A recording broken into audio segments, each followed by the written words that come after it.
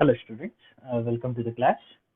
In our last class, we discussed with the concept of how to extract the crude metal from the concentrated ore.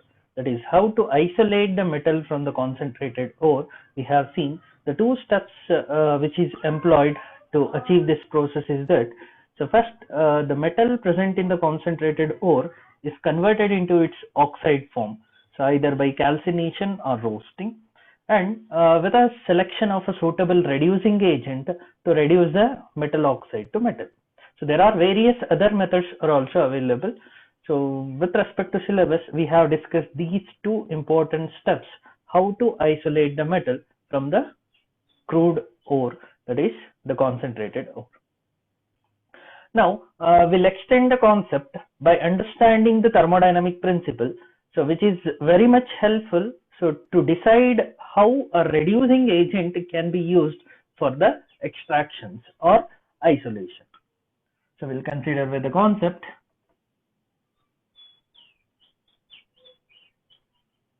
Thermodynamic principles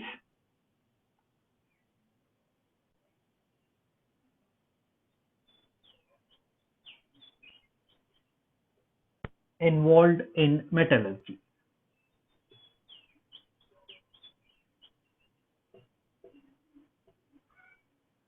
Or we can consider thermodynamic principles involved in isolation of metals. Now, this in detail we learned with thermodynamic principles. So from the unit chemical thermodynamics from our first PUC syllabus. Now we can recall that for any given chemical reaction, so at a given temperature, the equation delta G is equal to delta H minus T delta S will be used. So based on the finding of the sign of delta G, so we are going to conclude whether the reaction is a spontaneous or a non-spontaneous, or the reaction is at equilibrium.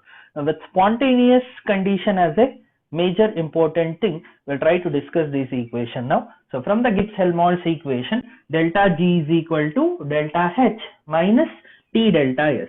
We know that delta G is Gibbs free energy change,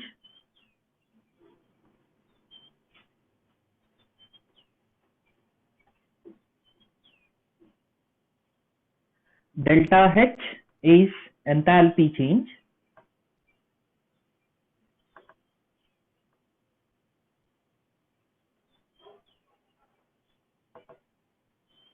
delta S is entropy change,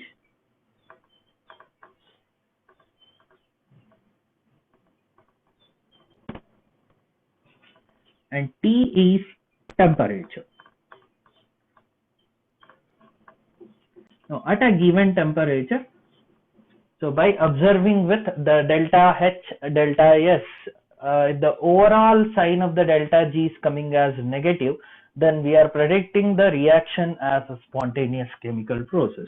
That is delta G, if it is less than 0, that is the negative value of delta G. So it indicates that a chemical process is a spontaneous process.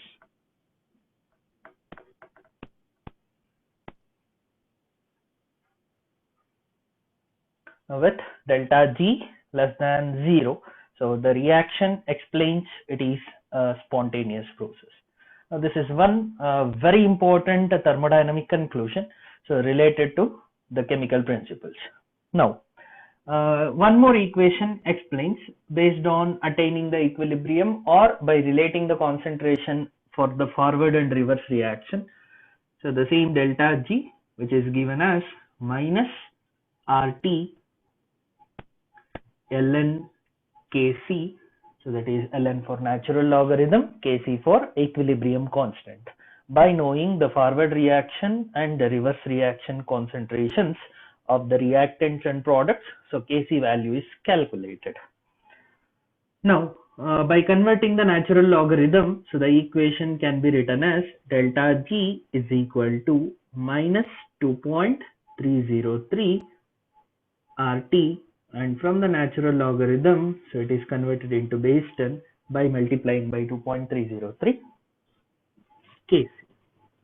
We know that, so Kc is equilibrium constant.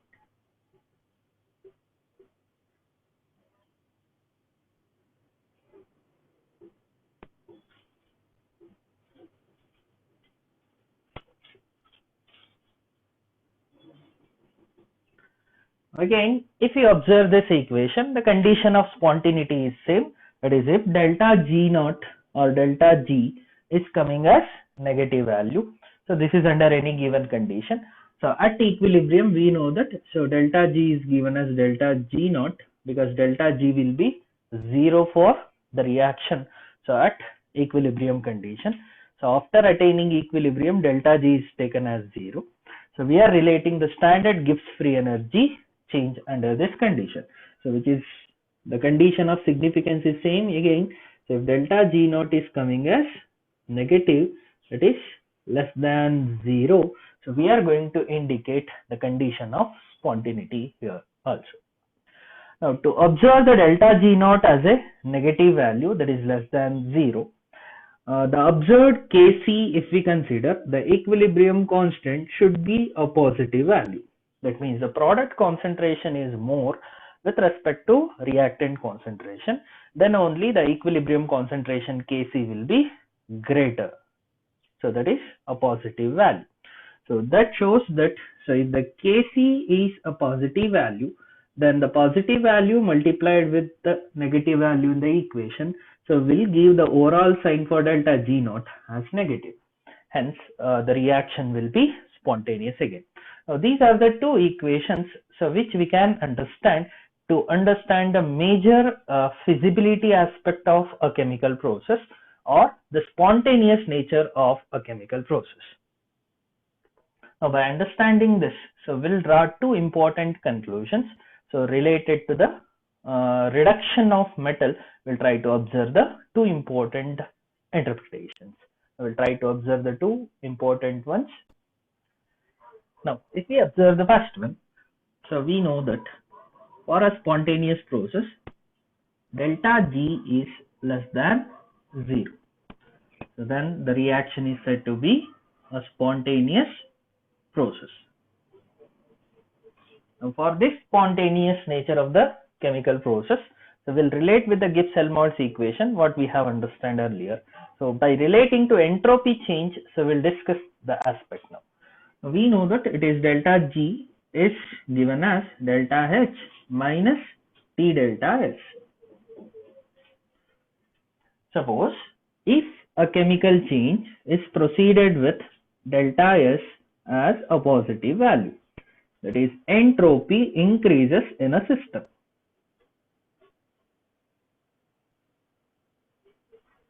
If we assume a condition for a chemical process where the delta S, that is the entropy change for a system, is increasing, there is a randomness or disorder associated in the product conversion is more, then the delta S will be positive value.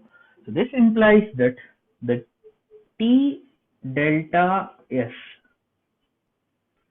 value to relate with temperature change.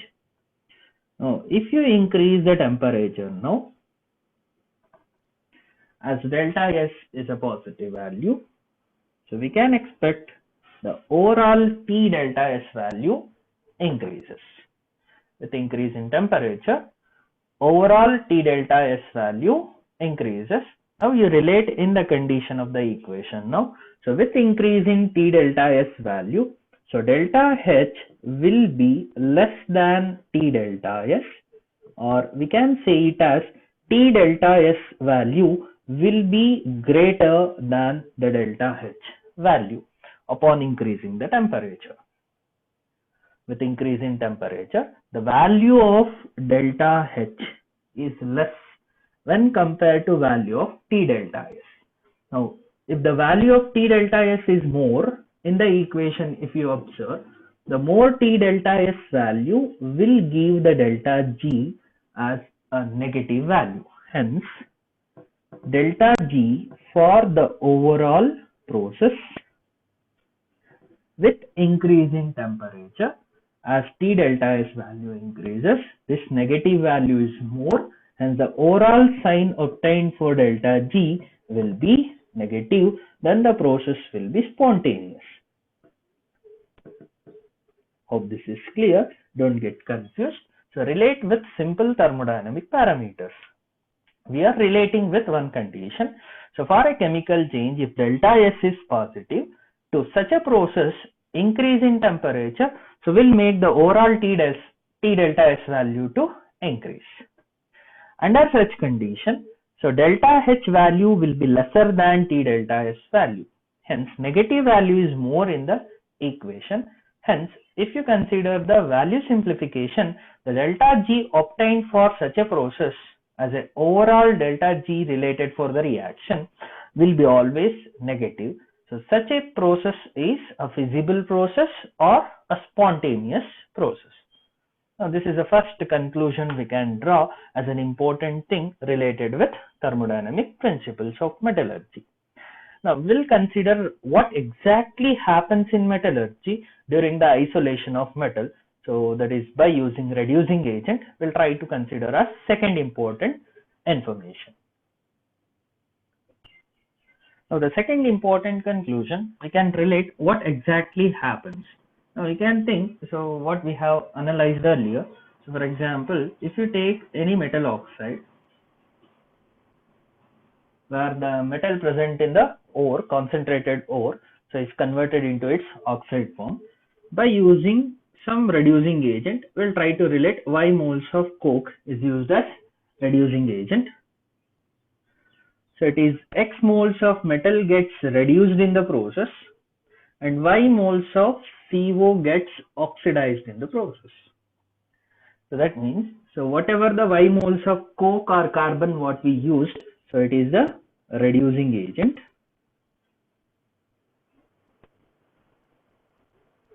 And this MXOY represent our metal oxide.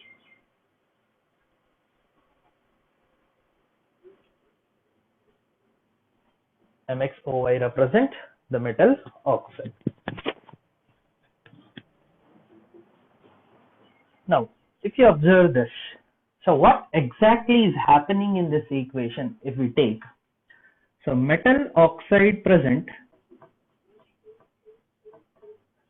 by the loss of oxygen or by gaining the electron for the metal ion, it is getting reduced. That is, metal oxide is undergoing reduction.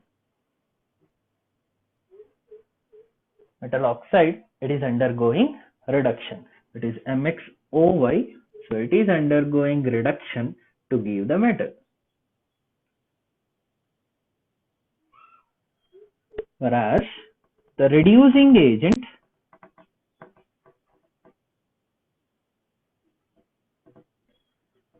for example, a general representation, Y moles of C used here. So by combining with oxygen of the metal oxide, that is by donation of electrons, so it is undergoing oxidation.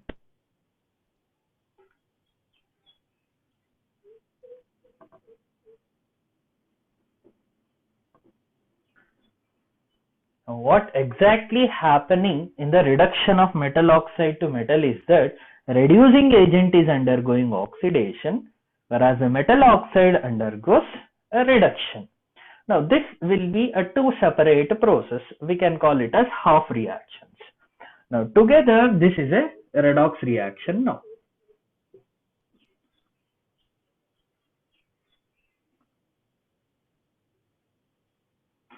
Together this as a redox reaction. Now if we consider for this overall delta G for the reaction,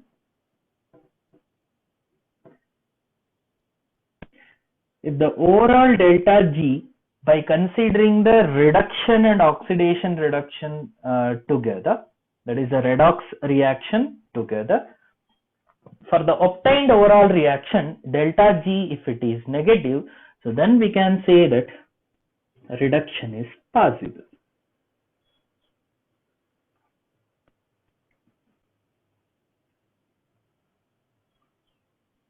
Such a overall delta G taken from the two combined process is called as coupled reactions.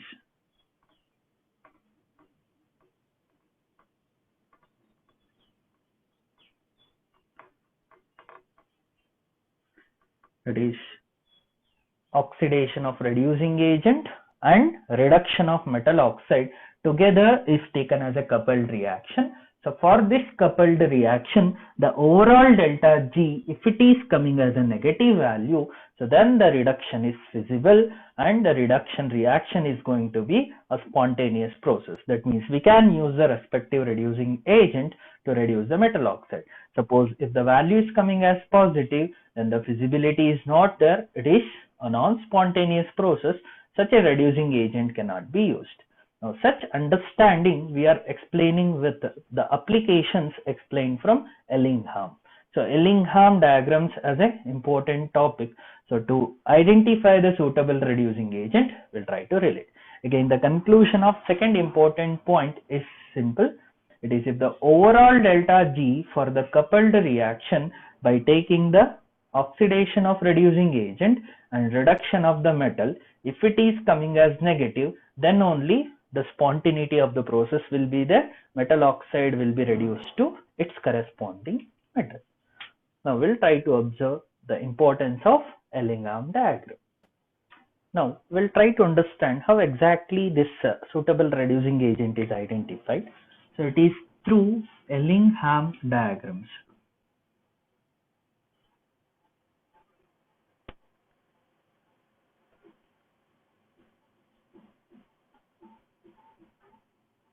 The scientist H.J.T. Ellingham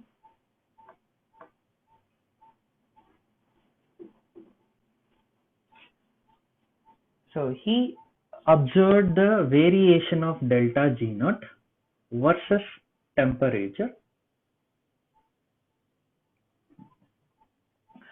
in identifying a suitable reducing agent. So hence Ellingham diagrams are the plots of delta G naught versus temperature or variation of delta G naught with increase in temperature is plotted in Ellingham diagram. Now what are the conclusion of Ellingham diagram? So with a simple explanation we'll try to consider. So before going to the application of Ellingham diagram, so that is exact conclusion drawn from the Ellingham diagram plots. So first we'll understand the general metal oxide reduction equation again and we'll relate its overall delta G naught to obtain. So from that understanding, we'll conclude with Ellingham diagram how a suitable reducing agent is selected. So before going to that, so remember what are Ellingham diagrams. So these are the graphical representations. So versus delta G naught with temperature or variation of delta G naught with temperature. Now, if you observe, you can recall that general equation what we have used, that is mx Oy, a metal oxide, will combine with Y moles of the reducing agent. In the process, the respective reducing agent will combine with the oxygen of metal oxide and will undergo oxidation. It is Y moles of CO and X moles of metal gets reduced in the process. Now this is what the overall reaction is. So we'll consider this as the overall reaction with respect to its delta G naught measurement. Now how this is calculated, we'll try to consider by splitting the equation now. Now if we observe, so this is a reduction reaction and this one is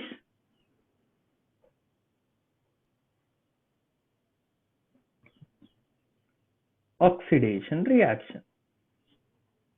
We'll split the two. So actually Ellingham diagrams are plotted for delta G naught versus temperature for the formation of oxides. Whatever the element, if it combines with oxygen, So during its formation of elemental oxide or the respective metal oxide, its variation of delta G naught versus temperature he plotted. Now, you can consider both the respective elements, so how they are converted into oxides first, and with a suitable rearrangement of equation, you can obtain delta Gr. Or you can take directly the reduction of metal oxide and oxidation of the reducing agent. Now that we'll try to take with the next example, what we are learning in isolation of iron, that is during the extraction of iron in blast furnace, the thermodynamic principle, we'll take that direct conclusion. Now we'll take the elements, how they combine with oxygen to form their oxide. That is standard Gibbs free energy change for the formation of the respective oxides. Now if we take the metal oxide, X moles of metal combines with Y moles of oxygen. So if it is with exact stoichiometric value, so if you want to get this mole, so we can consider Y moles of oxygen. So we'll be giving the X moles of metal oxide, that is Mx O1. That will be in general form.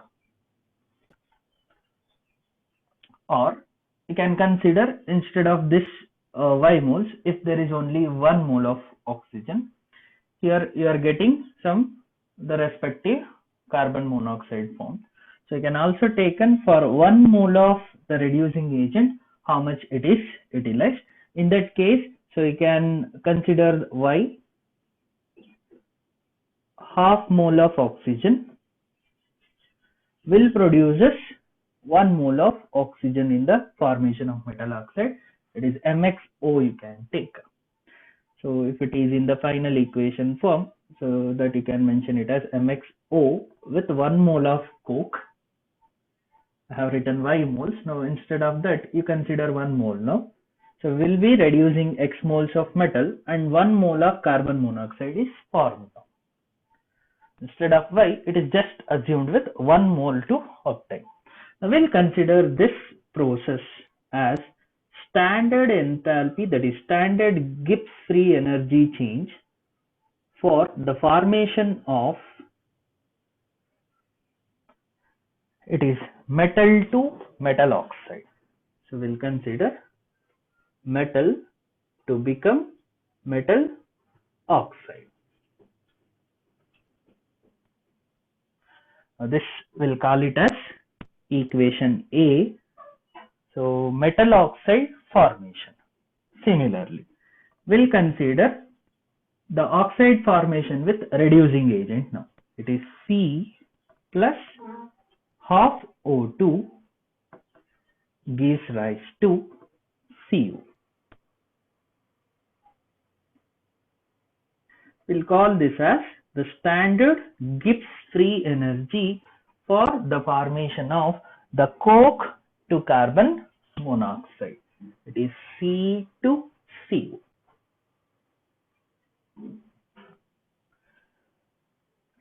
Now, actual overall reaction is the reverse of equation A and the normal forward reaction of equation B.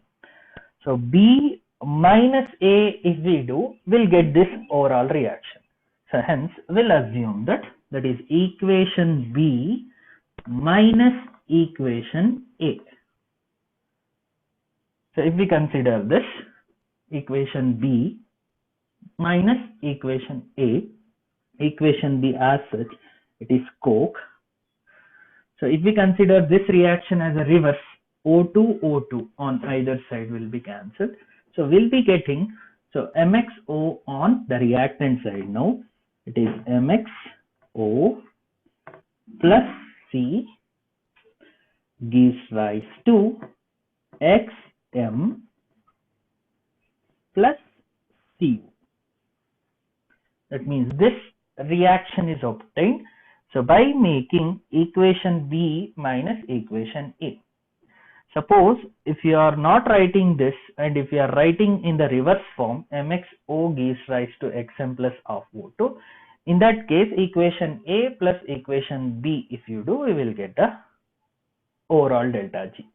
Now, by relating to the overall delta G now, so B is, it is standard Gibbs free energy for formation of C2C minus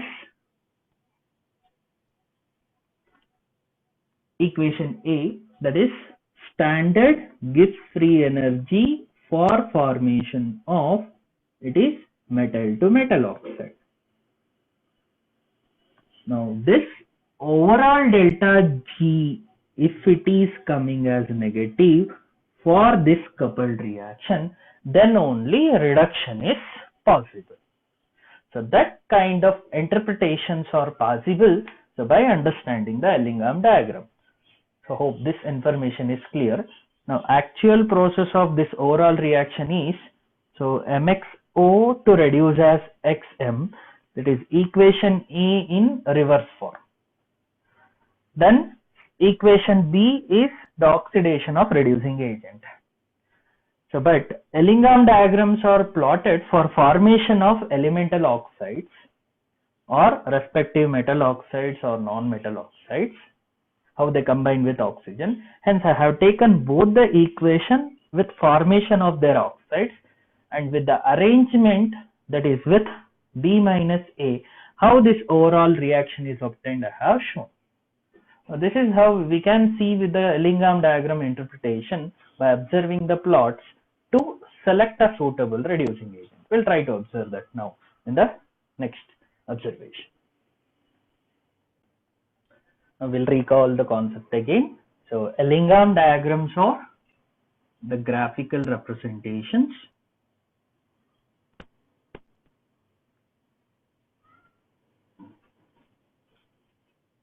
of delta G naught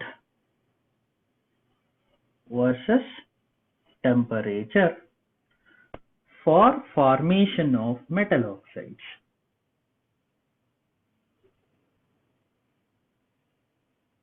Not only metal oxide, you can consider formation of any oxides, so through the plots. Now how exactly the application of Ellingham diagram is considered, we'll try to recall. So previously we discussed now the thermodynamic principles, the first conclusion or the first importance there. So that is, so delta G naught to coming as a negative for a spontaneous process.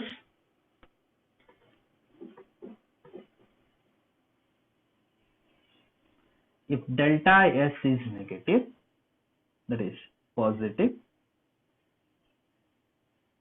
we concluded that increase in temperature will make the delta G naught as a negative value of delta G naught to increase, or with increase in temperature delta G naught will become more negative. So that is one important information if we observe. Hence generally the plots, if we observe in the Ellingham diagram, so with increase in temperature their delta G naught values are generally becoming more negative, but there are some variations we can observe. So whatever the plots, so generally the plots will be in straight line, but there are some sudden changes in the plots are observed. Such changes indicate there is a phase transition. For example, if the solid form of the compound, if it is converted into a liquid or liquid to gas, whatever such phase transformation is taking place, then in the straight line there will be some abrupt changes. So that we can consider with first information. Then how to consider the delta G naught value as a negative for a coupled reaction by observing the Ellingham diagram. Now for the coupled reaction, if the two plots intersect with each other, that is the intersection points of two plots,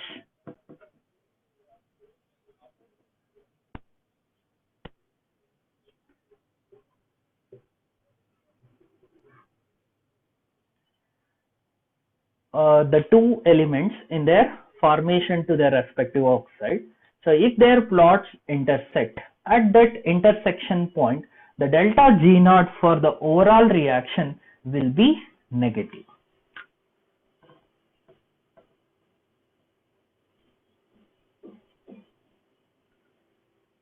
So that intersection point is very important in identifying a particular suitable temperature to identify as a reducing agent.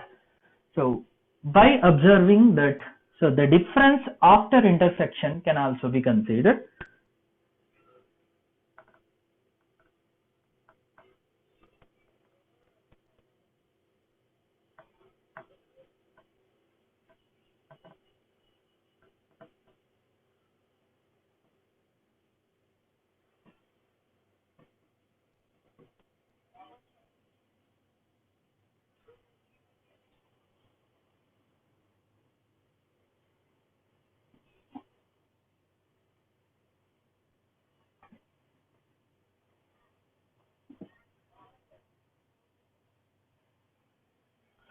So you can conclude from this second point is that for the coupled reaction, so intersection of the two plots, that point of intersection indicates the overall delta G naught as a negative value. After intersection, the points that is after the intersection point, if the region of the two plots, if you observe, the wider the region, so then that shows that so delta G naught for the coupled reaction will become more negative. So that we'll try to understand with Ellingham diagram. So if you observe the diagram, will be more clear for you. That we'll try to observe now. So after this concept, so we'll go with the diagram explanation. So try to recollect this information to observe the diagram. Hence, observe the points, remember it now first. So the first point explains, so for the delta G naught value, with spontaneous condition, we know with increase in temperature, it favors delta G naught to become more negative. Then for the coupled reaction, so we can observe that the intersection of the two plots indicates the delta G naught for the overall reaction of 2 will be negative. After their intersection, so if we observe the more region between the two plots, more wider is the region between the two plots, so then it shows that the overall reaction for that, so delta G naught is more negative. Now, one more important conclusion is that after this, if you observe in the Ellingham diagram, the plots which are present below, whatever the plots for the formation of metal oxide, they are lying below. So these below lying plots or the elements of the respective nature act as suitable reducing agent.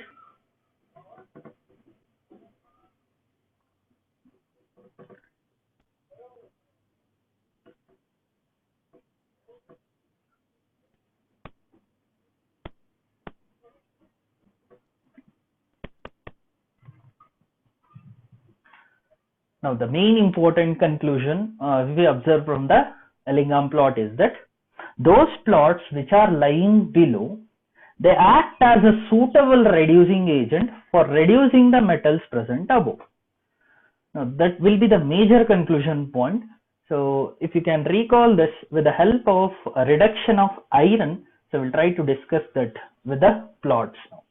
So Ellingham diagram plot for the example of reduction of iron is very important.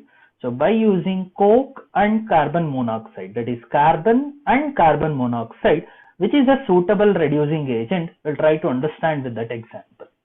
So with the diagram, the concept will be more easier. So after learning the Ellingham diagram, so that is the plots, you come back and recall these concepts again. So will be more easy for following the respective content. Now we'll try to observe so with thermodynamic principles involved in extraction of iron. Now we'll discuss thermodynamic principles involved in extraction of iron.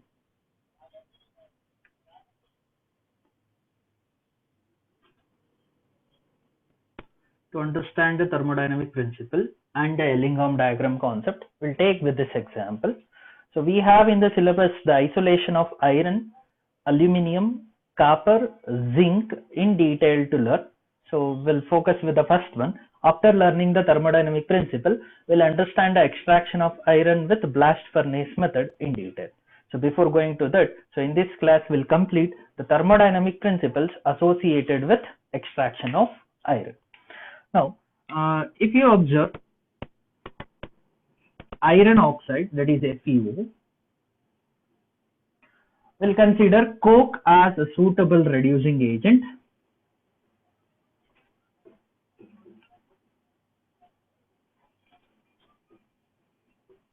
If it is used in the reduction process. Now, FeO plus C, so coke by accepting the oxygen of iron oxide will undergo oxidation, and iron oxide, that is Fe plus 2 ions present in FeO, will gain the electrons, undergoes reduction to Fe. Now this is reduced iron. Now this is the overall chemical reaction which is taking place. Now we'll try to split this to understand the coupled reaction concept. Now earlier case, a general example, I have considered the formation of metal oxide. Now we'll consider how exactly the chemical change is taking place. I will split the two half reactions, that is half cell reactions. So first we'll consider FeO in the reaction, so is undergoing reduction, so where Fe gets reduced with liberation of half mole of oxygen. So we'll consider this as the standard Gibbs free energy change for the formation of FeO to Fe.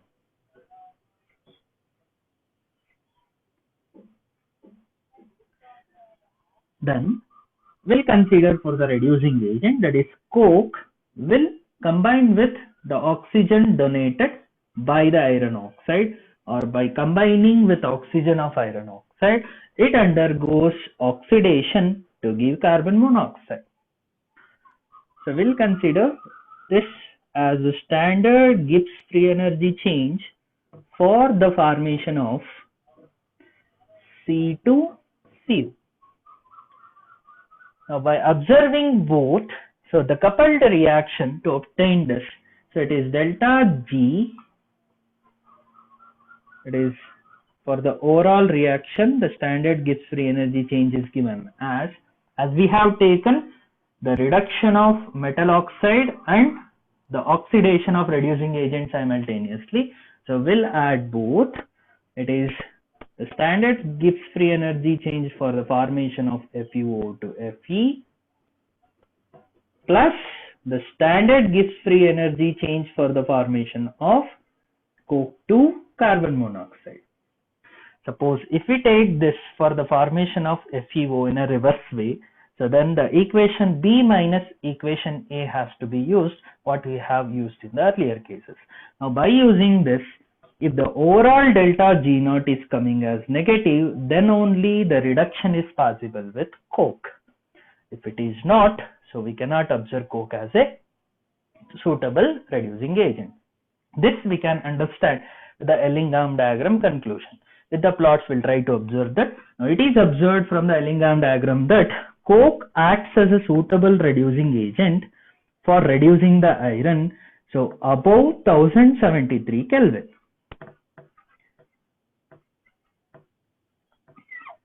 That is at a temperature of 800 degrees Celsius or 1073 Kelvin, the coke is lying far below that of the iron oxide curve. So iron oxide curve is sloping upward and the carbon monoxide formation is sloping downward. And after the intersection at 1073 Kelvin, the value is more negative and the reduction is more feasible at this 1073 Kelvin. So how exactly it is used as reducing agent now, we'll understand with the Ellingham diagram. So hope this is a repetition. So but with the example we have taken, So but this, instead of forward, we have considered in reverse direction to relate how exactly the equation is taking place in the overall reaction. Hope the information is clear about this. Now we'll understand with Ellingham diagram how a suitable reducing agent is identified for reduction of iron. You can observe now the Ellingham diagram as we have discussed earlier. These are the graphical representations for the formation of metal oxide for delta G0 values versus temperature.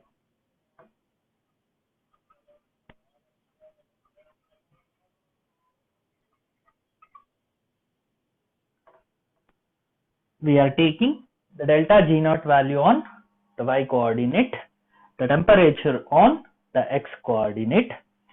So delta G0 value with 0. So below this a negative values, above to it will be a positive value. So temperature will take in degree Celsius or in Kelvin scale. Now for the understanding, we'll take in degree Celsius. If required, you can convert that into Kelvin scale. It is 400 degree Celsius. Each division will take it as the difference of each unit as 400 degree Celsius. In that divisions you can consider 800 degree Celsius, 1200 degree Celsius, 1600 degree Celsius. With respect to iron, how to write the plot I am showing here. The detailed Ellingham diagram you can observe from the material which is given to you as well as from the NCERT textbook. So that we'll try to conclude once the unit is completed, so that it will be easy for you to understand. Now we'll restrict our information for only iron, so because this is the important plot you need to practice for your exam. So the other information is helpful for competitive exam preparation. So we'll focus how to remember the plot to understand a suitable reducing agent for extraction of iron. So the difference in temperature in 400 degrees you can write. Then with respect to the delta G0 value, so it is minus 100, minus 200, 300, 400, 500, 600. You can continue like that. So with respect to observation point of view, with respect to reduction of iron is considered. So in this minus 300 to minus 500 region you can focus. Here you can generally focus with from 0 to 800 degree Celsius. So to remember the information, so these delta G0 values you focus, and the temperature at this you try to observe. Now almost approximately between 300 and 400 you construct a horizontal plot which is parallel to the x coordinate. So for the formation of the carbon dioxide, it is a direct combination of C plus O2 gives rise to CO2. It is the oxidation of coke. Coke is oxidized to carbon dioxide. So for this, at any given temperature, it is observed that the delta G0 value is so nearly between 300 to 400. So to practice with the plot, you try to write this first and make 2 points, that is one at 400 degrees Celsius. You try to make a dotted line, so which will be easy for you to understand the plot. Make a dotted line at 400 degrees Celsius and nearly 400 minus 400, little lesser than that in a negative value, by passing through the point at 400 degrees Celsius. So you consider a plot which is sloping upward, an increasing plot you try to write. So almost near 1200 degrees Celsius, so the plot is linear with increasing slope. At 1200 degree, so there is sudden change in the plot where the phase change is taking place. Now this plot So you consider the oxidation of iron, that is Fe plus half O2 gives rise to FeO. If you take half O2, then it will be FeO. To make it as a whole number, instead of writing half, we'll take 2 moles of iron, we'll combine with 1 mole of oxygen to form 2 moles of iron oxide. So you can write this equation as 1 Fe plus half O2 gives rise to 1 FeO, or instead of making that half O2, we'll convert as 2 Fe plus O2 gives rise to 2 FeO. Hope this second plot is clear now. Now you can observe the third plot. Now the third plot you can consider at the same point at 400 degrees Celsius, nearly little greater than 300. You show a plot, so which is with linear relationship again, but with decreasing slope.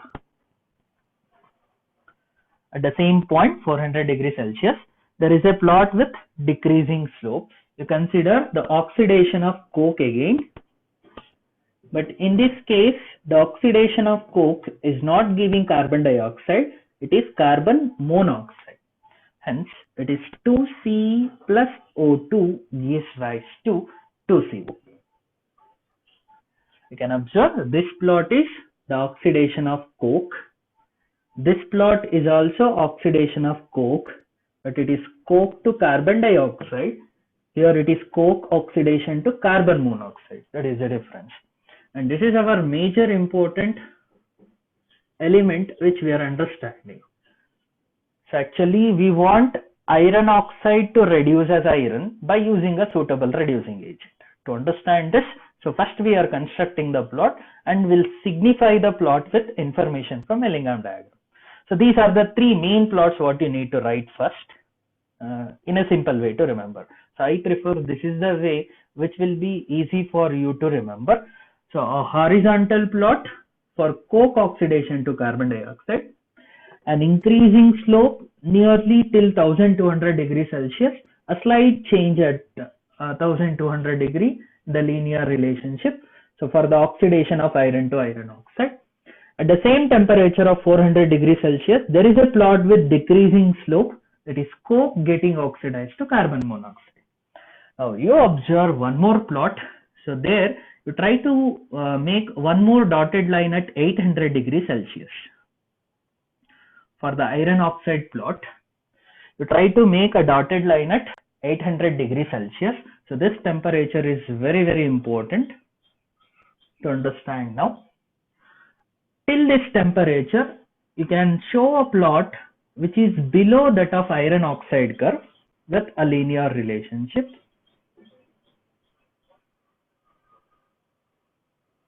Now this plot, no need to coincide for this line.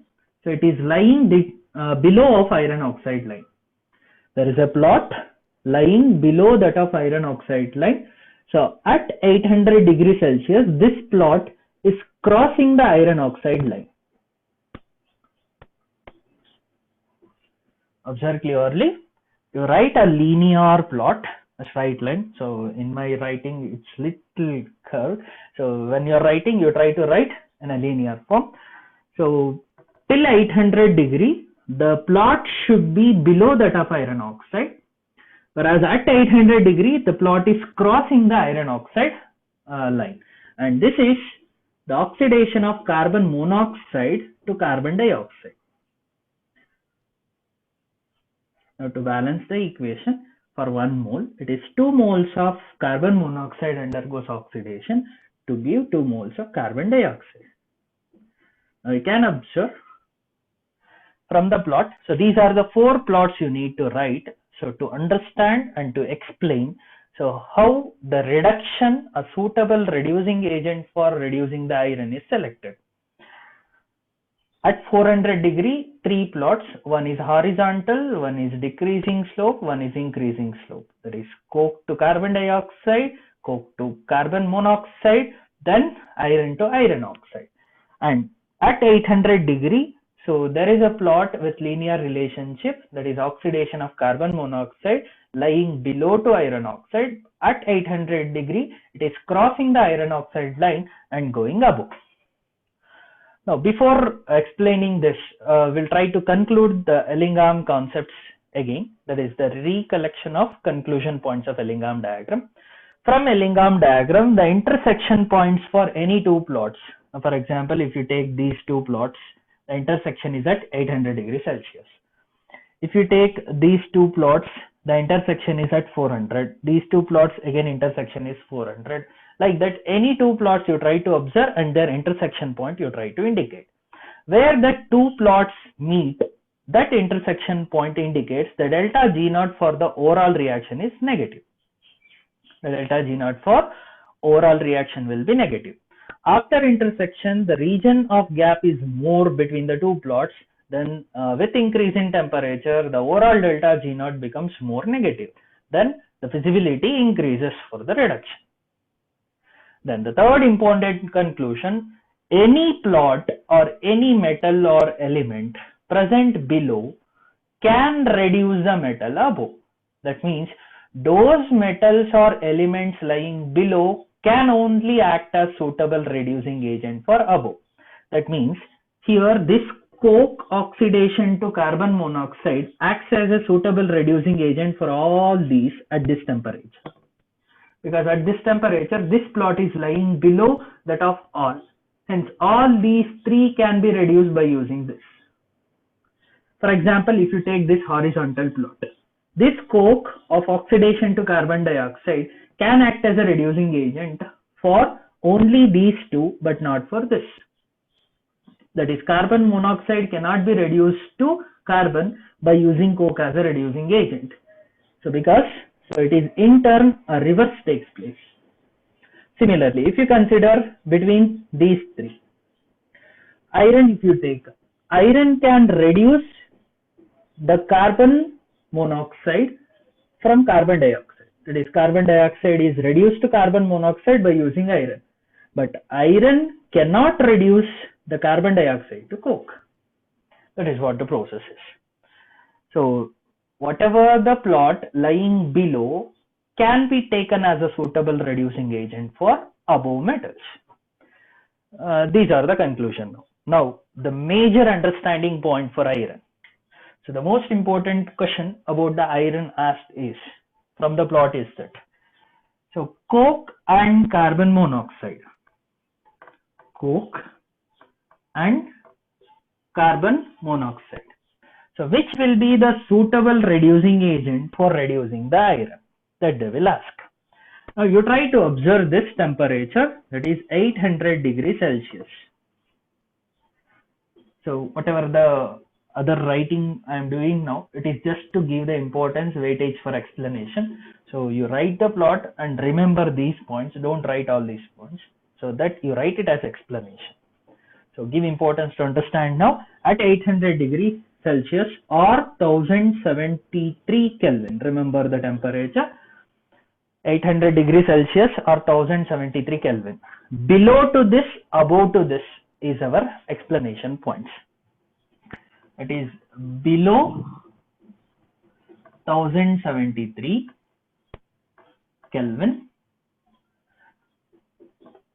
above 1073 Kelvin, which is a suitable reducing agent for reduction of iron. So we'll conclude now. You observe the plot. So below 1073 Kelvin refers to below 800 degrees Celsius. You observe the iron oxide line. So I am writing with a plot with red also. Writing. You can observe that plot alone you try to observe with relating to other. Now this highlighted plot at 800 degrees Celsius you observe. For this plot, carbon monoxide plot, this one, coke plots,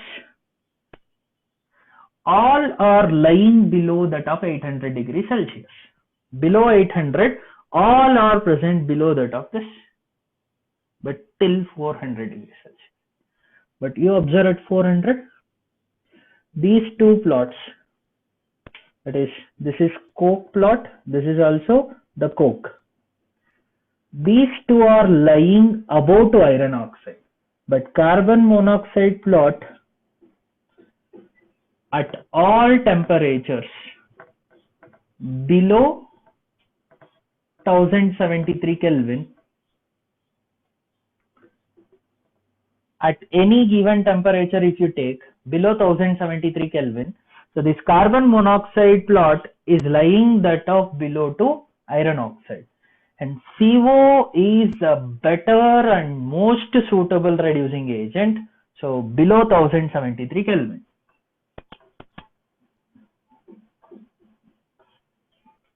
So coke acts as suitable reducing agent below 1073 Kelvin. Why?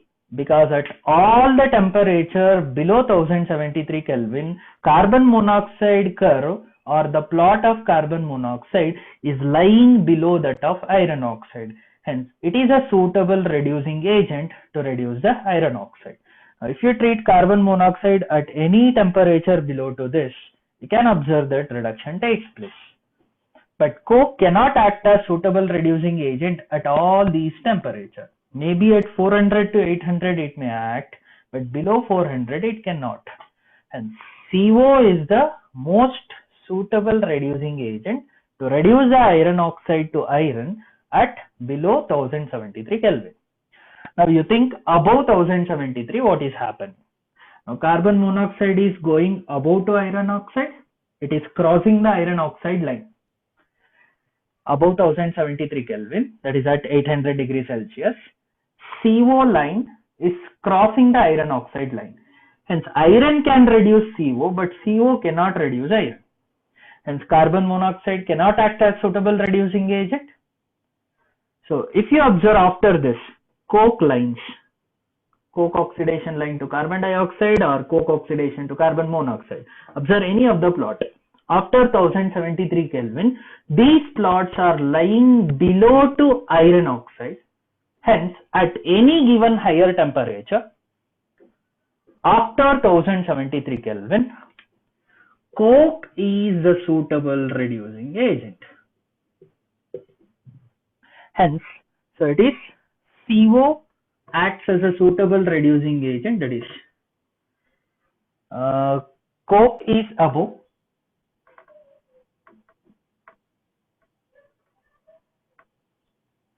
carbon monoxide acts as suitable reducing agent below 1073 Kelvin. Right? Just have made that as a reverse. But what is the explanation considered? It is correct. Try to focus that first. Okay. So with respect to iron oxide plot, if you observe, at a temperature of 1073 Kelvin or 800 degrees Celsius, below to it, CO is a suitable reducing agent. Above to it, coke is a suitable reducing agent. That is the final conclusion. Hope the solution is clear. So carbon monoxide acts as a suitable reducing agent for reduction of iron below 1073 Kelvin. Coke acts as a suitable reducing agent for the reduction of iron above 1073 Kelvin. So these are the only two conclusions you need to remember to support the plot. So still more important concepts are there to understand. So try to keep reading the content both from the notes as well as from the textbook. Try to follow that. So whatever the confusions you have, so we'll discuss with our next class.